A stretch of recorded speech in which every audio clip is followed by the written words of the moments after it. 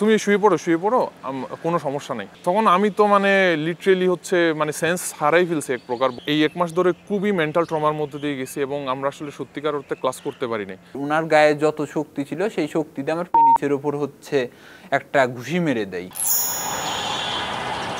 দেশের সর্বোচ্চ বিদ্যাপীঠে নারী শিক্ষার্থীকে যৌন নির্যাতনের অভিযোগ এসেছে অহরহ, কিন্তু এবার ঘটল চোখ কপালে ওঠার মতো ঘটনা। একজন অধ্যাপক তার ছাত্রদের যৌন নির্যাতন করেছেন দিনের পর দিন, বছরের পর বছর।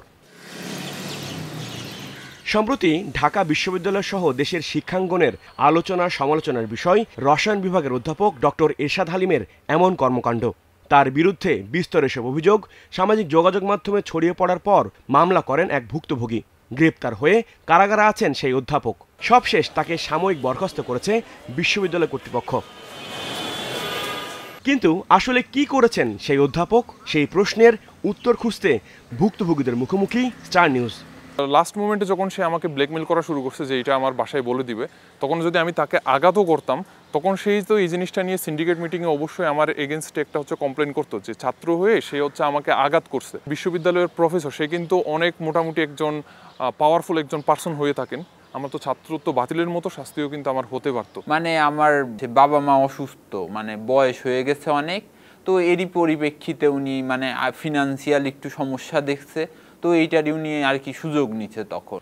শুধু তাই নয়, ভুক্তভোগীদেরকে পড়াশোনার কথা বলে বাসায় নিয়ে যেতেন ওই শিক্ষক। এমনকি ডক্টর এরশাদ একটা সময় বিভাগের ছাত্র উপদেষ্টার দায়িত্বে ছিলেন, তাই তার কাছে অনেক শিক্ষার্থী তাদের ব্যক্তিগত বিষয় জানাতেন, আর সেই সুযোগটাই অভিযুক্ত নিতেন বলে দাবি ভুক্তভোগীদের। উনি অ্যাগ্রেসিভ হতে থাকে, তাহলে বলে তুমি তোমার প্যান্ট জামা খুলে ফেলো। আমি বলছি স্যার এইটা তো সম্ভব না। আমি তখন স্যারের হাত একটা টান সরাইয়ে দিছি এবং স্যারকে একটু ধাক্কা মেরে দূরে সরাইয়ে দিছি। তো উনি এতে প্রচণ্ড ক্ষেপে যায়, আর উনার গায়ে যত শক্তি ছিল সেই শক্তিতে আমার পেনিসের ওপর একটা ঘুষি মেরে দেয়। এটা বলাৎকার বা পুরুষ ধর্ষণ তো ডাইরেক্ট এটাতে কি বলে আমি জানি না আইনে ভাষায়। বলতেছে যে তোমার কি এরকম তোমাদের বেঁচে কি সমকামী ছেলে কেউ আছে কিনা। উনি ডিরেক্ট আমাকে এই কথা জিজ্ঞেস করে, তুমি কি সমকামী যে পর্ন আছে সেগুলো কি দেখো কিনা। ভুক্তভোগীদের দাবি, ডক্টর এরশাদের যৌন নির্যাতন সব সীমা ছাড়িয়ে যায় যখন শিক্ষার্থীদের ব্যক্তিগত বিষয় তার বাবা মা কিংবা পরিবারের কাছে বলে সামাজিকভাবে অপমানের হুমকি দেওয়া হতো। বিষয়টি নিয়ে তদন্ত সংশ্লিষ্টদের কাছ থেকে এমন অডিও এসেছে স্টার নিউজের হাতে। দেবো থাপ্পড় একটা, বাসায় কেন ডাকছি, তার কি তোমাকে উলঙ্গ করে পিছন থেকে দেবো? আমার দিকে আগাও, এই পা সরো, এই পাটা একটু খাড়া করে দাও, সুবিধা হয়। এখন যে তোমার একটা ডিজাস্টার হয়, তোমার বাবার বয়স ৭৩ বছর, তার কি ঘটনা হবে? শিক্ষার্থীদের যৌন নির্যাতনের ঘটনা খতিয়ে দেখে প্রাথমিকভাবে সত্যতা পেয়েছে ঢাকা বিশ্ববিদ্যালয়ের তদন্ত কমিটি। প্রক্টর জানিয়েছেন, ভুক্তভোগীদের সার্বিক সহায়তার পাশাপাশি দায়ী ব্যক্তির বিরুদ্ধে সব ধরনের ব্যবস্থা নেওয়া হবে। ৯২ ব্যাচ থেকে যদি শিক্ষার্থীরা আমাদেরকে বিশ্ববিদ্যালয়কে অবহিত করতেন, তাহলে তো আজকের এই শিক্ষার্থীরা ভিকটিম হতো না। তো শিক্ষক হিসেবে তো এটা একটা ভয়ঙ্কর অপরাধ। সিন্ডিকেটের তদন্ত কমিটিও আমরা করেছি।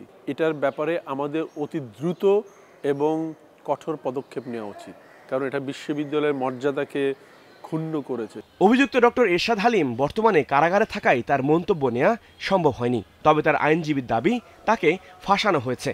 জজ সাহেবরা জামিন দিতে পারতেছেন না, বোঝেন না, যে মামলায় জামিন দেওয়া দরকার সেই মামলায় জামিন দিচ্ছে না।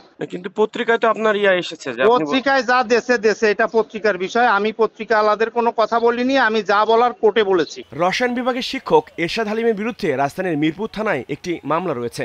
নির্যাতনের ঘটনা প্রকাশ্যে আসায় তার বিরুদ্ধে আরও অভিযোগ জমা পড়ছে প্রক্টর অফিসে। পাশাপাশি আরও মামলা করার কথা জানিয়েছেন বিভিন্ন ব্যাচের ভুক্তভোগীরা। হাবিবুর রহমান উফি, স্টার নিউজ, ঢাকা।